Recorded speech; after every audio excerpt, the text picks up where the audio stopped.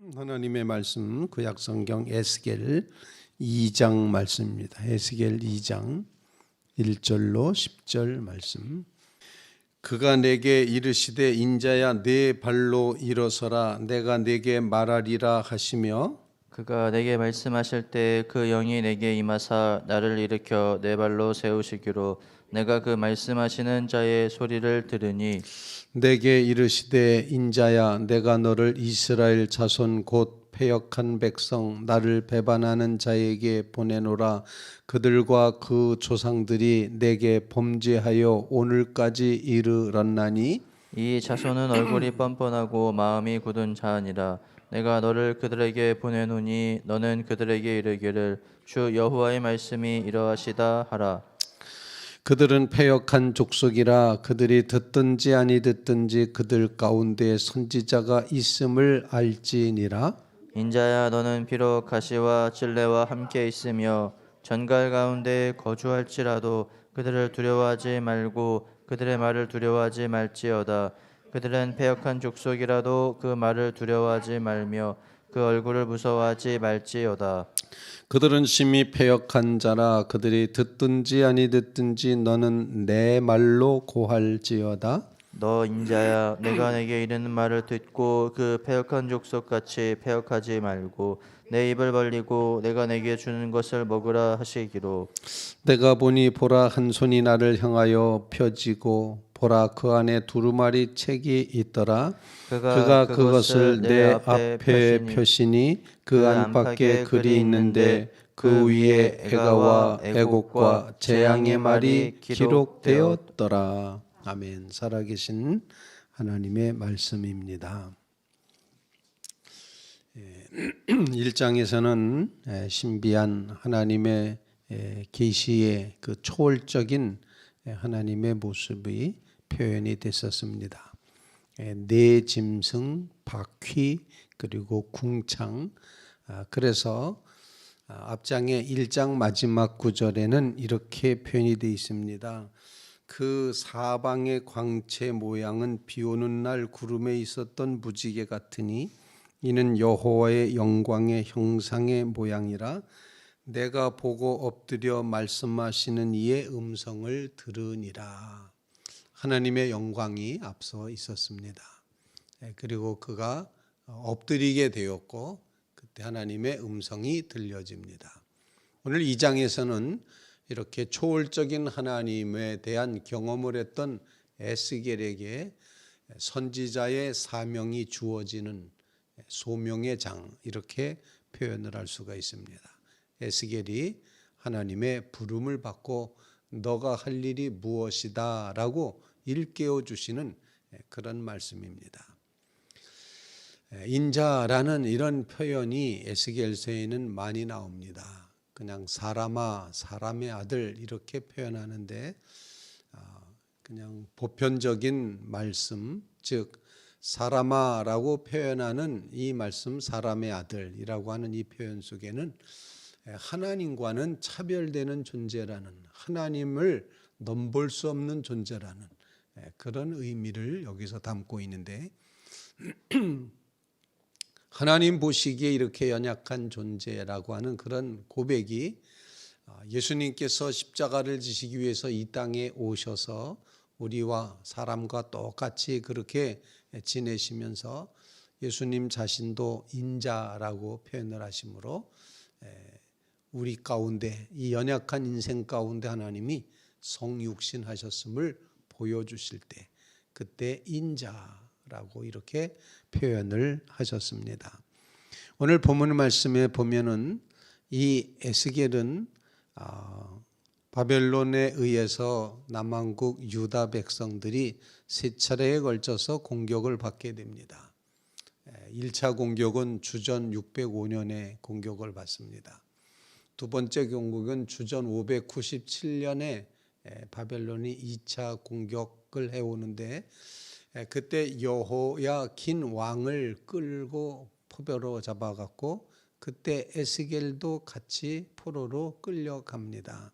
그래서 지금 에스겔은 그들이 이제 그 끌려간 땅 그발 강가에 지금 놓여 있지 않습니까? 이렇게 끌려가 있는 백성 가운데서 하나님의 선지자로 불리움을 받는 것입니다. 끌려간 백성들의 마음 속에는 이제 두 가지 마음이 있었으리라 생각합니다. 하나는 하나님이 우리를 버리셨다. 하나님은 우리를 더 이상 취급하지 않으신다라는 그런 절망감과, 또 하나는 바벨론 신이 이겼다라는 생각. 바벨론 신이 더 세구나. 그렇다면 우리가 어떤 마음을, 어떤 결정을 해야 될까라는 그런 갈등 상황에 놓였을 것이다 라고 짐작을 하게 됩니다. 하나님은 우리를 버렸고 바벨론 신은 더 세 보이니 그럼 우리 어떻게 해야 될까? 여러분이라면 어떻게 하시겠습니까? 바로 그 장면에서 에스겔이 하나님의 소명을 받고 나서는 겁니다. 그러면서 그 백성들이 듣든지 듣지 않든지 이 백성 가운데 하나님의 선지자가 있다는 사실, 하나님의 말씀이 선포되고 있다는 사실, 하나님은 패배한 것도 아니고 하나님은 그 백성을 향해서 도망가신 것도 아니고 이 백성이 이렇게 포로로 끌려온 것은 이 백성이 패역한 백성이기 때문이다 라고 그렇게 표현을 하고 있습니다. 3절에 보면 내게 이르시되 인자야 내가 너를 이스라엘 자손 곧 패역한 백성 나를 배반하는 자에게 보낸다. 그들과 그 조상들이 내게 범죄하여 오늘까지 이르렀는데 이 자손은 얼굴이 어떻다고 되어 있습니까? 얼굴이 뻔뻔하고 마음은 굳은 자니라 이렇게 표현하고 있습니다. 하나님이 그 백성을 버린 것도 아니고 하나님이 바벨론의 신보다 약한 것도 아니고 원인은 이제 그 백성의 패역함, 배반함, 범죄함, 뻔뻔함이었다고 오늘 말씀을 하고 있는 것입니다. 바로 그런 백성에게 에스겔은 하나님의 선지자로 보냄을 받고 부름을 받고 이제 일을 해야 되는 그런 입장에 있다는 것입니다. 오늘 본문 말씀을 통해서 함께 기도할 제목을 같이 나눌 수 있길 바랍니다. 첫 번째로다는 하나님의 영이 임하여서 일으켜 세운 에스겔이 되었음을 보여주고 있습니다. 2절 말씀 이렇게 표현합니다. 그가 내게 말씀하실 때 그 영이 내게 임하사 나를 일으켜 내 발로 세우기로 내가 그 말씀하시는 자의 소리를 들으니 라고 표현합니다. 주의 성령이 임하셨습니다. 주의 성령이 임하셔야 된다는 이 놀라운 사실은 오늘날 하나님을 믿고 의지하는 믿음의 백성들에게도 똑같이 기도할 제목이라 생각합니다. 주의 영이 임하여 주시옵소서. 위로부터 임하시는 주의 성령을 꼭 기대하시고 하나님 앞에 기도하는 성도들 꼭 되시기 바랍니다. 성령은 세 가지로 역사하신다고 끊임없이 제가 말씀드립니다. 우리 안에서 감동을 주심으로 우리 안에 확신을 주시고 그리스도의 형상을 담게 하시는 성령의 역사가 있습니다. 여러분 안에 역사하십니다.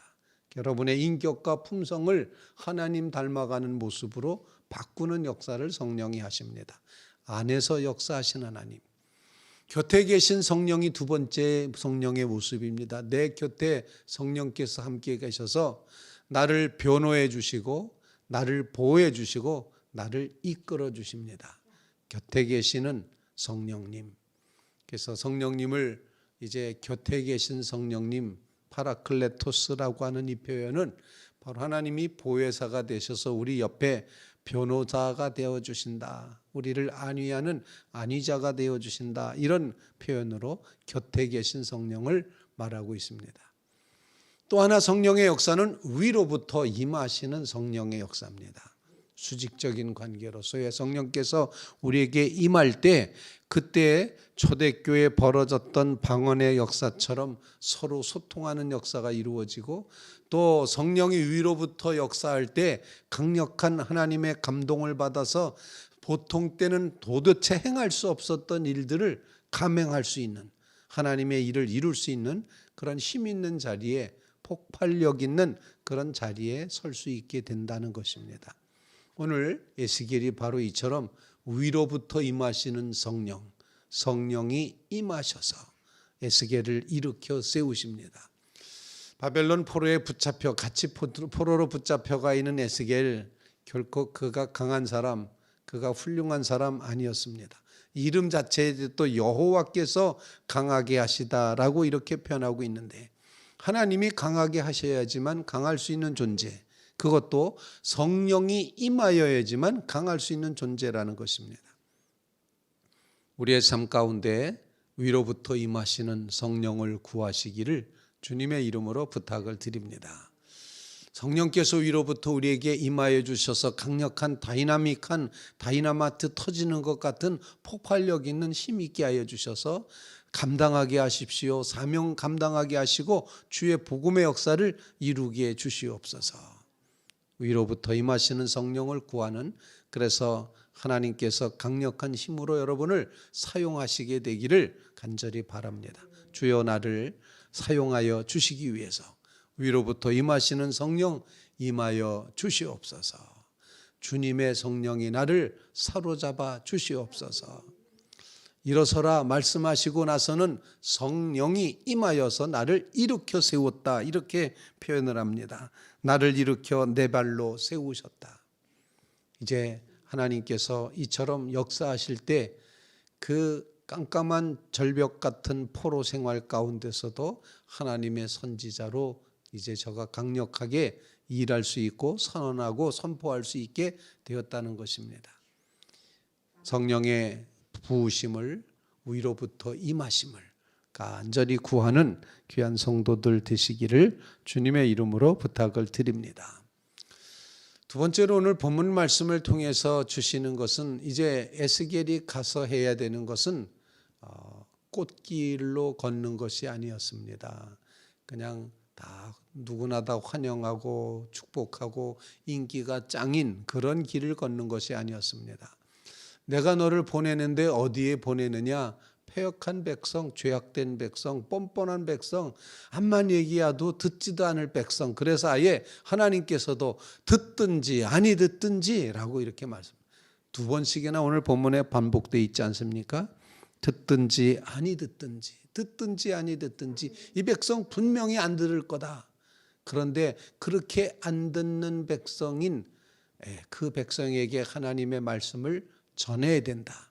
이 말은 곰곰이 생각해 보면은 에스겔이 만나야 됐던 많은 환난과 질고를, 핍박을, 박해를 이제 보여주고 있다 생각합니다. 하나님의 거룩한 사명을 감당하기 위해서 적군이, 대적자들이, 그것도 동족의 이제 대적이, 이제 배반이 계속해서 이루어질 것인데, 그렇기 때문에 듣든지 안 듣든지 너는 하나님의 말씀을 전해야 된다. 핍박이 있을 것이다. 박해가 있을 것이다. 고난이 닥쳐올 것이다. 하지만 그거를 뛰어넘어서 내가 내게 시키는 일을 해야 된다. 그래서 이 백성 가운데 야, 하나님의 선지자가 있네 아직도. 그리고 이게 하나님의 말씀이구나, 이렇게 깨닫게 되는 역사가 있어야지 된다라는 것입니다. 5절 말씀,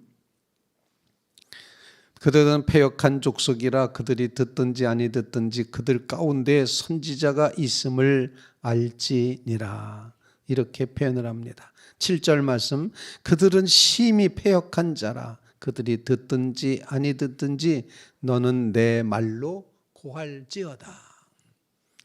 하나님의 선지자가, 하나님은 없는 줄 알고 패배한 줄 알았는데 하나님의 선지자가 여기 있네라고 하는 것이고, 하나님의 음성이 이제는 더 이상 안 들린다. 왜? 바벨론의 포로로 붙잡혀 왔기 때문에 여기는 하나님 안 계셔라고 생각할 그 백성들에게 아니다, 하나님은 여기서도 말씀하신다. 이 사실을 에스겔을 통하여 하나님은 드러내 보이길 원하셨다는 것입니다. 우리의 삶 가운데 이처럼 하나님을 굳건하게 믿으려고 할 때 일어나고 있는 모든 유혹과 대적과 박해와 핍박, 고난, 이것을 넘어서는 믿음, 십자가를 통과하는 믿음을 주시옵소서. 두 번째 기도 제목입니다. 그래서 우리가 고백한 찬송가 가사처럼 우리는 세상에서 거친 세상에서 실패하거든 그 손 못자국 만져라, 그 손 못자국 만져라 계속 반복되는 예수 그리스도의 십자가의 고난을 기억하라. 주님이 넘어서신 그 고난을, 그 박해를, 그 핍박을 기억하라. 이렇게 찬송을 했습니다. 우리의 삶 가운데 주님의 십자가를 의지하면서 고난을 넘어서는 십자가의 고통을 넘어서는 자리에 서게 해 주시옵소서. 듣든지 아니 듣든지 박해가 일어나도 고난이 있어도 통과하는 믿음 주시옵소서. 간절히 간구하는 주의 성도들 다 되시기를 주님의 이름으로 부탁을 드립니다. 이제 이 박해 상황 속에 놓이기 위해서 에스겔에게 필요했던 세 번째 사실은 바로 두려워하지 않는 마음입니다. 오늘 본문 말씀 6절 말씀에 이렇게 표현합니다. 인자여 너는 비록 가시와 찔레와 함께 있으며 전갈 가운데 거주할지라도 그들을 두려워하지 말고 그들의 말을 두려워하지 말지어다. 패역한 족속이라도 그 말을 두려워하지 말며 그 얼굴을 무서워하지 말지어다. 두려워하지 말라, 무서워하지 말라를 무려 4번씩이나 반복해서 말씀하고 있습니다. 두려워하지 말라, 두려워하지 말며, 두려워하지 말라, 무서워하지 말라, 계속해서 무서워하지 말라. 이 말씀은 우리에게 어떤 기도 제목을 주고 있습니까? 하나님을 절대 신뢰할 때 두려움은 사라진다. 하나님 편에 붙들려 있을 때 우리의 무서움은 사라진다. 하나님을 꼭 붙들고 두려움과 무서움을 떨쳐버리는 강하고 담대한 믿음의 자리에 서게 해 주시옵소서. 간절히 간구하는 귀한 새벽이 되시기를 주님의 이름으로 부탁을 드립니다. 주의 성령이 우리 가운데 임하여 주시옵소서. 고난을 넘어서게 해 주시옵소서. 이제 두려운 마음을 다 떨쳐버리며 절대 신뢰하는 믿음으로 나아가게 해 주시옵소서. 간절히 간구하며 이제 주님 앞에 서는 믿음의 성도들 다 되시기를 주님의 이름으로 부탁을 드립니다.